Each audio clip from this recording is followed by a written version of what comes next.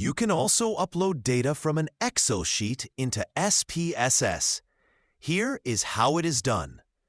I have an Excel file named First Data on my desktop. Here is how it looks. It has the ages and grades of some students in a distance learning program. With SPSS already open, go to the top menu and click File. Then click Import Data. Here, you'll see several data formats you can import into SPSS, including Excel, text data, CSV, SAS, and others. For this demonstration, select Excel. A file browser window will open.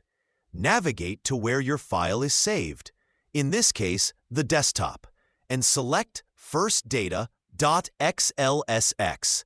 Then click Open.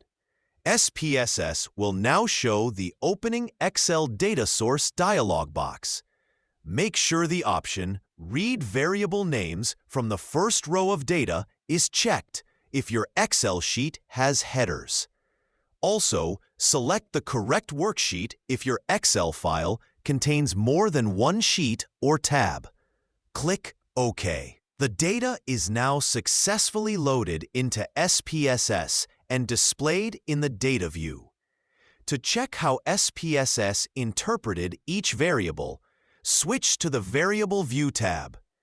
This is where you can inspect or modify variable types, labels, and measurement levels. Note that the label column in Variable View will be empty, and you must specify labels as well as define the values if you need to.